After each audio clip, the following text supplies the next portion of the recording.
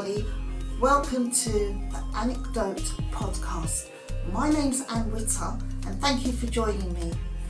Anyway, the first thing that I'd like to do is to say a big thank you to mkcypher for allowing me to use his podcast whilst he's away.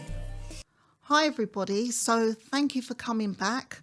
And today's guest that I've got, who's very, very important to me, obviously, is the one and only my son, Ellis Witter. Thank you. Thank you for having me. No, thank you for coming on. I know you're really busy, but you did birth me, so like I have to. There is an obligation. It's not forced, by the way. It's just I want to support you. So thank you for having me. Oh, thank you. Well, the subject that I really wanted to touch on, as a lot of you may know, but just to emphasise, Ellis is an actor, and also he is a director and a producer, and he's got his own production company. We have our own production company. And it's called Lecim Productions, which is one of his middle names. And oh, you're embarrassing me. and also it's one of my family's name as well. So that's why we combined it together. Anyway, what I wanted to say was that people always see the outside. They don't see what's going on in the background. Yeah. So, you know, like when you go for auditions and all the travelling, all the demands of the clothing that you need to be wearing. The lines, everything. Yeah, and you have to learn your lines. Yeah. But the thing is, it does have an impact on the parents and the family, in so much that we have to get him, well, we used to drive everywhere and get him to certain places on time. And that could be as far as Kent, well, anywhere, Uxbridge, literally. like just, I mean, because we're from North London, you know what I mean? We're just so used to our area, I guess. Yeah. So even when you say places like Kent as well, and you just look at the postcode and you're like, what? Everywhere. You've got to obviously be willing to travel. Yeah, work is work. Yeah, exactly. Being a jobbing actor. And I used to hear that term many years ago and not understand, but now I fully understand. I really do. So, Ellis, one of the things we wanted to talk about as well was that, you know, with content today, it's upsetting in the sense that there's hardly any family content, you know, that the whole family can sit down and watch together and not fear there's going to be a scene that's not going to be pleasant to watch. So, as I said, going back, that's why we looked at starting our own production company with Dad as well. And we wanted to provide that content out there. So do you want to quickly give a synopsis of Hey Ellis, the comedy series that you've filmed a while back? Wow, what an honour. Firstly, thank you. So, for everyone who doesn't know, so again, my name is Ellis Witter, and we have a production company called Lecim Productions. One of the main reasons we formed a production company is to make our own content. That's how you elevate, that's how you grow. I'm a big supporter of making your own way rather than waiting for that door to open, if that makes sense. You know what I mean? Just making that door, opening it yourself and bringing your people. So, you know, you can't just wait and sit around forever. So we made our own show. The show is called Hey Ellis. So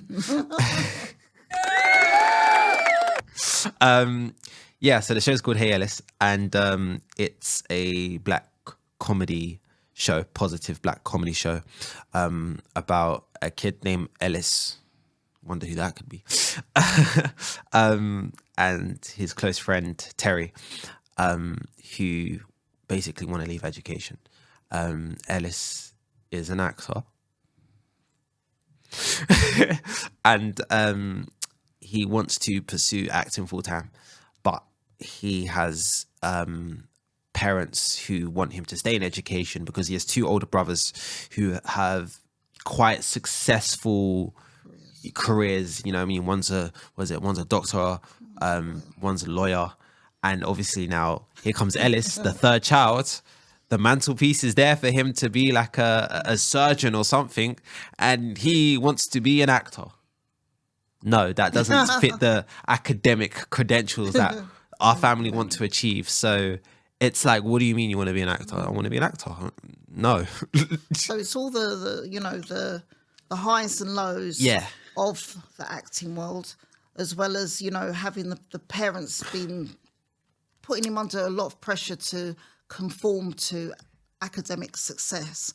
But it's, as I said, it's a comedy. Yeah. And if you older guys remember Desmond's or the Fosters, even going way back, I suppose slightly touching on Blackish and maybe the Cosby Show. So it's like a whole combination, but it is based on a family and all the different dynamics and everything.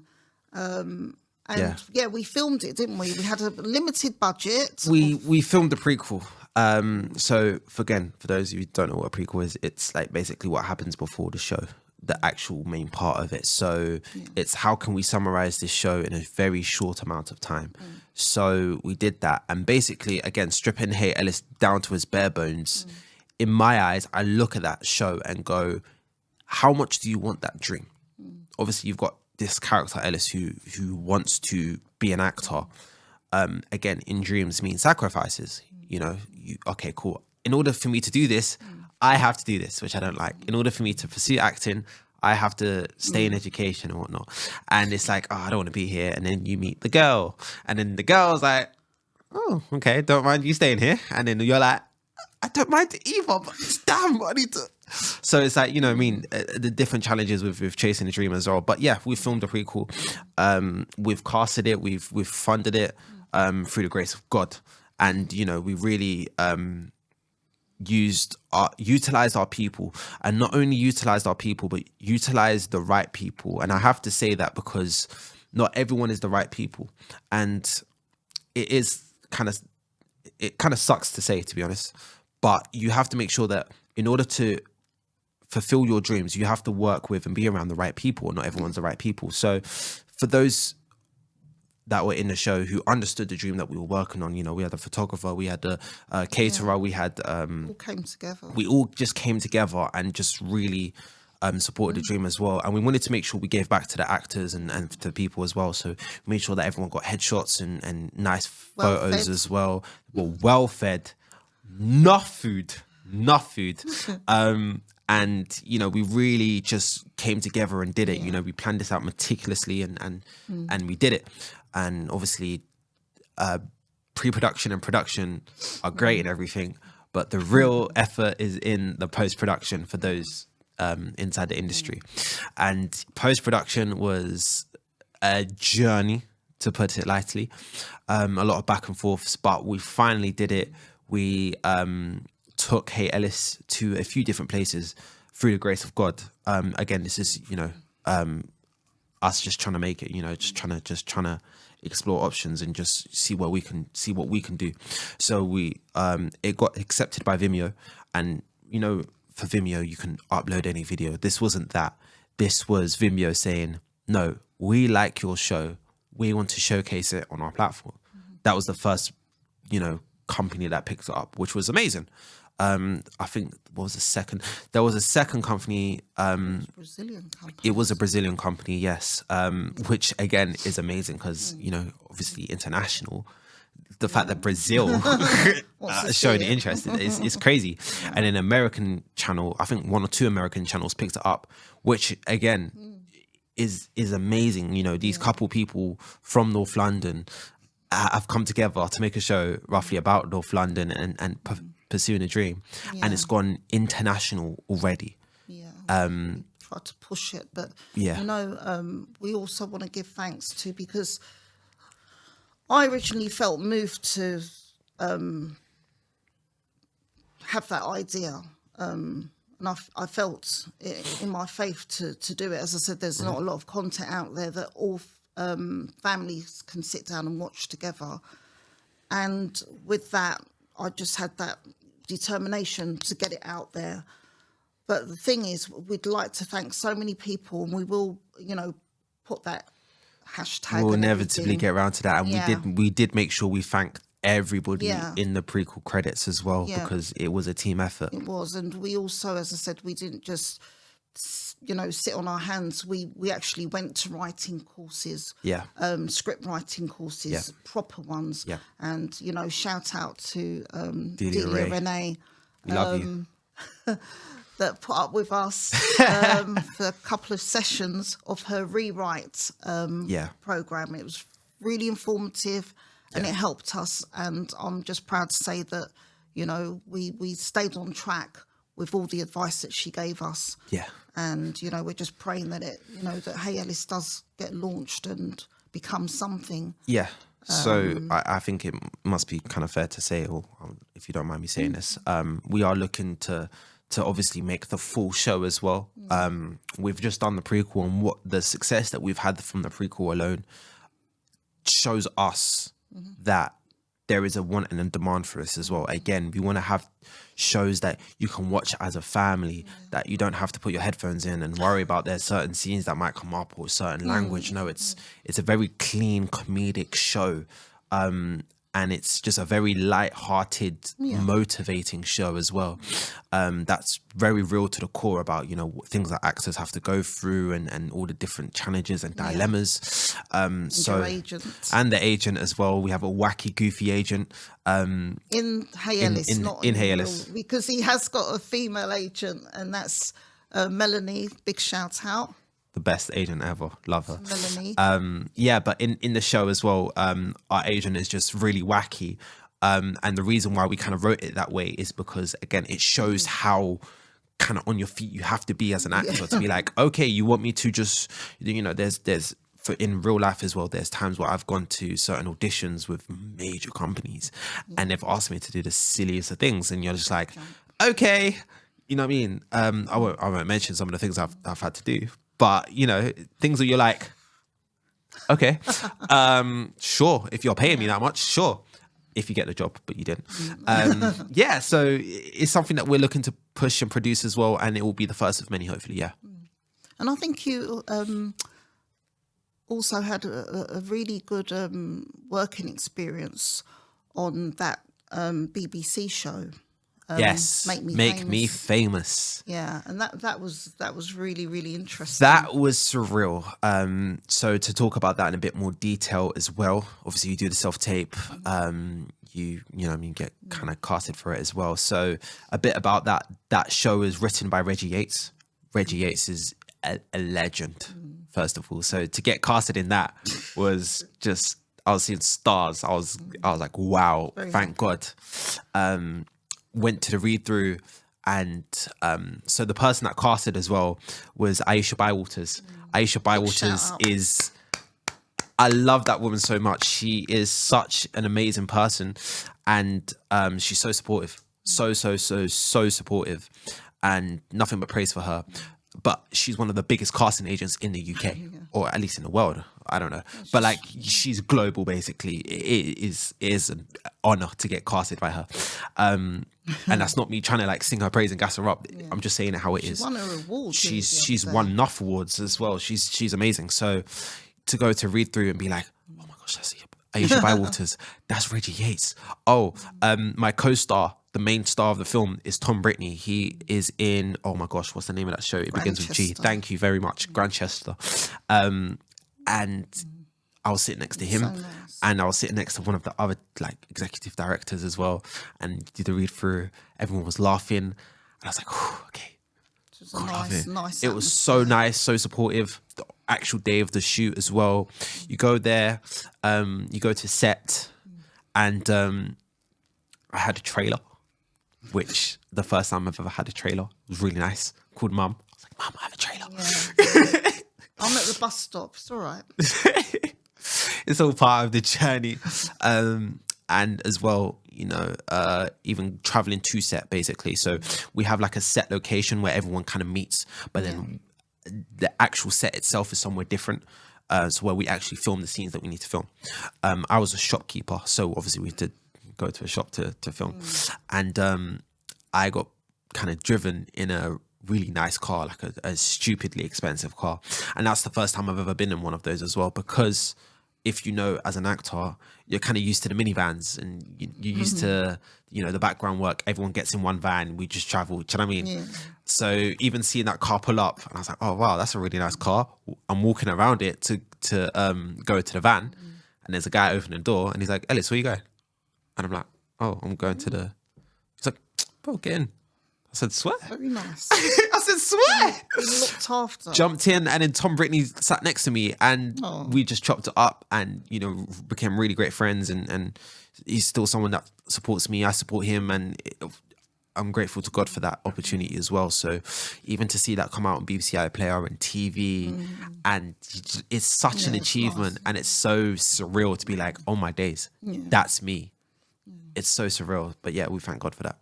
As I said, there's ups, there's downs, there's lows. There's been times where I remember he was much younger, went into this audition. Yeah. And when we arrived, it was an enormous hall. Yeah. And it was just full of young guys, young boys. And it was like, oh my gosh, this must be about at least, I'd say just under 100. That's how many. And it's just for that one role. And you're like, what? Yeah. And as I said, this is when he was much younger. And I remember we were like, oh, okay. And we didn't wait that long. And so you went in, so they closed the door. And you as parents, you're outside thinking, what's going on? Within 2 minutes, he came back out and he had his head down. And I thought, uh-oh. And won't go into details, but he was very upset. Yeah. I remember that. It's cutthroat, very cutthroat. There's highs and lows in That's this craft and industry as well. I remember it was for a movie, I'll say that. And it was obviously, when you hear the name of the movie, you're like, oh my days, like that's massive, which was a great opportunity. But going there and seeing all these people who look exactly like you. Competition, and you're like, damn, how do I stand out? So I think that's the first thing your brain goes into, like, okay, how do I stand out? How do I make sure that I'm noticed as well? Go into the audition room, again, there's 30 people who look exactly like you. How do I stand out? Anxiety starts kicking in, you're nervous, and you're just hoping it goes your way. And it doesn't go your way all the time. So that for me was, that I was annoyed at that one. But it's okay. You were okay afterwards, because we bought him, I won't say what brand or whatever, but we bought him some fast food. And he was, after that, he was fine. Food solves a lot of problems. He was fine after that, so, Just don't eat too much. Yeah. But, as I said, watching him as a parent going through the ups, the downs, the roundabouts, this, that, it's crazy. Yeah. It's exciting. It makes you feel quite down sometimes, because you're looking at your child who's feeling quite low and everything. But, he's on the road that he wants to be on. And as I said, that's why he's got his production company, and just praying that, whatever he wants to do in the future, that he can produce it himself and just put it out there and be successful.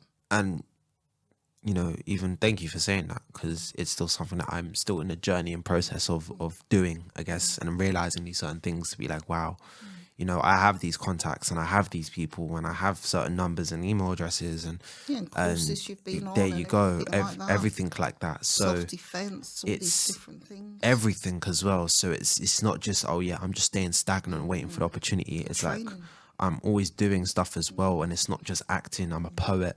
I'm doing a whole bunch of other stuff. I present as well. I've got book. I'm an author. You can check my Instagram. You can kind of see this stuff as well.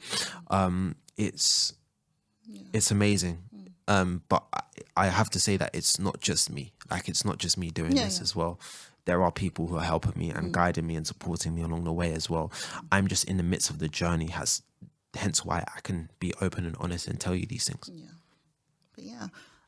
We just wanted to look at a short clip of your most recent work, and it's a short film called Stolen Dreams. Stolen Dreams. And if we show you the short clip first, Yeah. And then Ellis can explain to you exactly what it's about.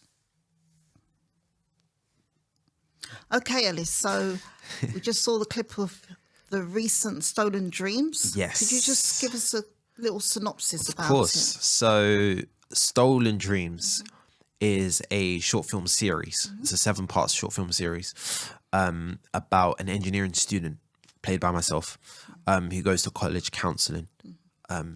And during those conversations, trauma is unpacked and obviously healing is done.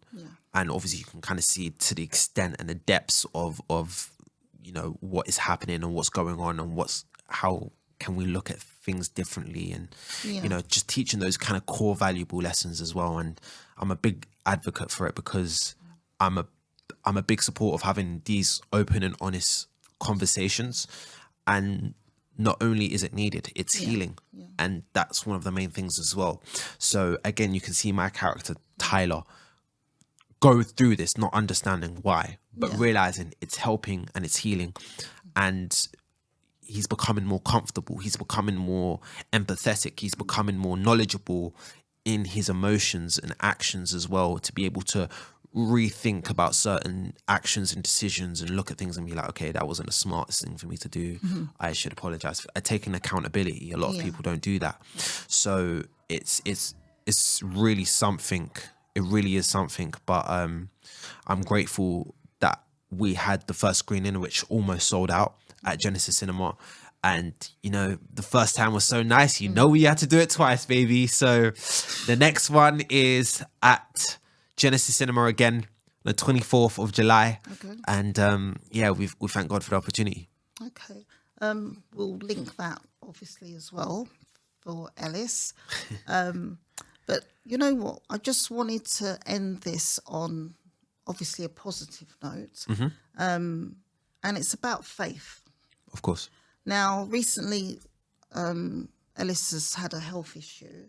Yeah. I've been battling a health issue for some time now. And it's really made me examine my faith. So we'll get into that in another episode. But what I just want to put an emphasis on is that without our faith in the Lord, I really don't know how we would manage sometimes. As I said, there's been many ups, downs, and roundabouts. Too many to get into. Way too many. But it's about, you know, as I said to you, having that strength of faith. That's what's got us through. And, you know, every day is not a given. That's one of my dad's favourite saying. Every day is not a given. You know, you go to bed, you just take things for granted every day. Yeah. But as I said, when you encounter serious illness, you really, really examine what life is about, and what's your purpose. Of course. And I think a lot of us need to stop and examine ourselves and refresh or reset. And that's what I said. So all these little things, you know, all these trivial little things, it doesn't matter anymore. No. You know? In a grander perspective, it really doesn't. It really doesn't matter anymore. Yeah. And, you know, as I said, that's what I just wanted to say. And I always want to finish on a happy note. Sorry, just to bounce off of that as well, just to give a bit more detail. Again, you know, obviously health issues as well. You talk about stopping basically and re-examining. I was essentially forced to stop, you know, and obviously if you know me, I'm very active. I'm very like, all right, cool. I'm always doing something, and I'm not necessarily gaining that much from it, if that makes sense. So it always kind of not felt like it was at my own detriment, but do you know what I mean? There's an effort of it where you're like, okay, I'm doing a lot here. And then to be forced to stop is very kind of heartbreaking because you're like, I want to do stuff, but you can't. You literally can't, like physically can't. So again, even us getting closer to the Lord as well, we joined, you know, our church. I won't say the name of the church. just because again, you know, safety reasons and stuff.